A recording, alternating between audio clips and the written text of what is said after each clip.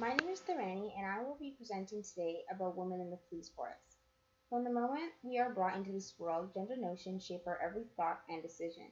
Being wrapped in pink when a girl is born, to being wrapped in blue when a boy is born, playing with dolls, playing with cars, washing dishes, and even the smallest of decisions and actions come from a much larger picture. The way in which women around the world are depicted, treated, and categorized come from the patriarchal society we have built upon. The example of colors that I just used is only the simplest of issues.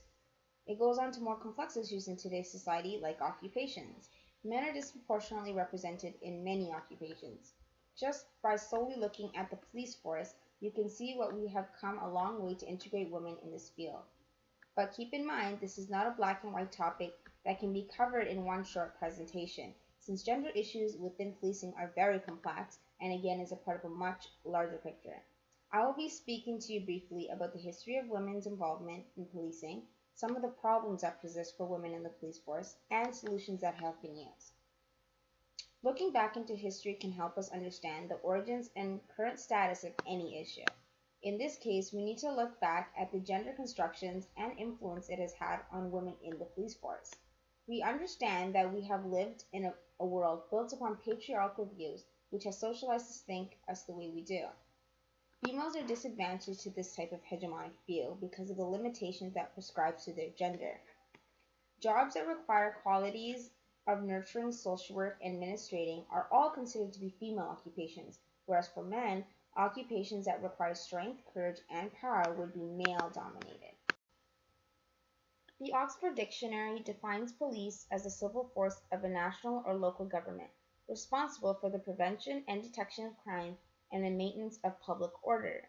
This responsibility police possess gives them much power, which is commonly misunderstood into glorifying the idea of being a crime fighter, opposed to the real reality of paperwork and social community involvement.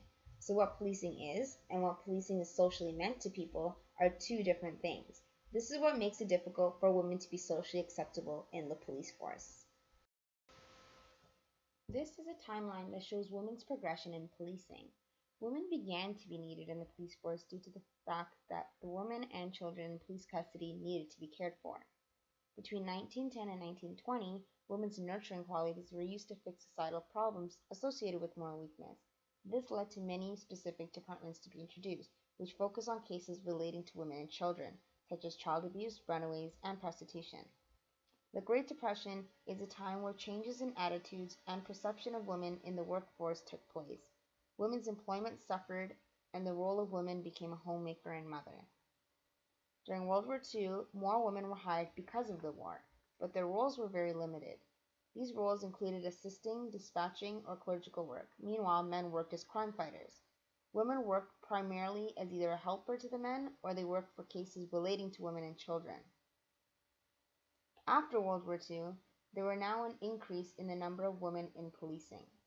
But there was not only a need to advance women in the profession, but also to accommodate those women who wanted to work in the same departments with men to do the same work. These statistics show the increase of female representation in the police service. In 1972, women comprised as little as 2% of the sworn officers, and current estimates indicate that women still only comprise 11.3% of all police officers. Then another stat shows that the representation of the community in the Toronto Police Service was closer than in the past. In 2011, 29% were female.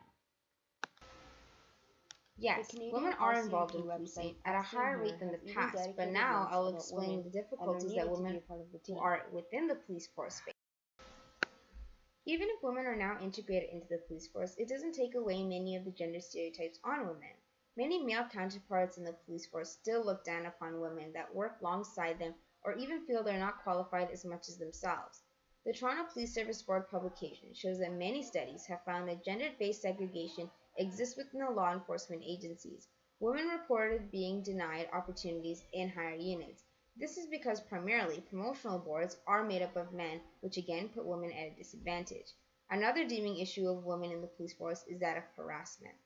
Policewomen experience a great deal of control, exclusion, and stress associated with sexual harassment from individual officers and organizational subculture that tolerates and ignores such behaviors.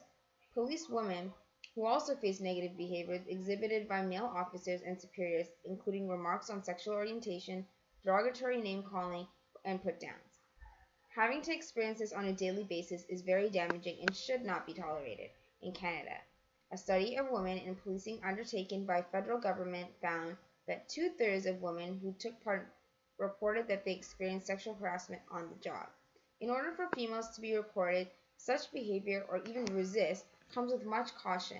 There are many reasons why many incidences go unreported, simply because it can affect their employment, their labeled, limited access to promotions, assault, and failure to provide backup when needed when on duty. The police force is welcoming of women, but then that doesn't change the internal abuse that continues to discriminate women, especially preventing them from performing at high levels. Non-acceptance is and does not only affect women, but the police institution as a whole. By being discriminatory only hinders the chance of being a successful institution in total. Education is key in today's world. We have adapted to so much change that nothing is impossible. By learning and teaching students that these occupations are open to all genders is already opening up the possibilities. However, by just adding more women to the police won't cut it. It is the changes to the police culture itself that can allow men to accept women into this predominantly male-oriented career. With time, the police force will be able to see the productivity of female officers, and with this time, senior members will also clear out. These officers are really resistant to change because they have been deeply socialized to the police culture itself. There have been targeted recruitment strategies aimed for women to join the police force. As mentioned in 2013 business plan of the Toronto Police Service, that females are being hired, and this has become a priority. The Canadian RCMP website, as seen here, has even dedicated links about women and are needed to be a part of the team. The more socially acceptable it becomes for women to enroll in such occupations, the more normalized it will become to work alongside both men and women. Women are entering mainstream policing in large numbers than ever before. However, the development of women in the police force has not yet come to an end, even though, on the surface of this issue, it seems as if the police force has openly accepted females into the career, when numbers still resist to show not only equal representation of women, but proper integration of females into the police force. Women are still discouraged within the police force, as their male co-workers continue to discriminate and harass female officers based on their gender. Not only being discouraged, but are silenced and not provided with equal opportunity within career advancement. The police service continues to hold on to the idea of a male-dominated tough crime fighter role instead of growing with change. It is with continued effort to encourage and recruit more women into this field. Change is a difficult thing to adapt to, and this won't happen overnight, but with education, institutions portraying the right values, and discouraging negative behavior may just bring about the change that we need.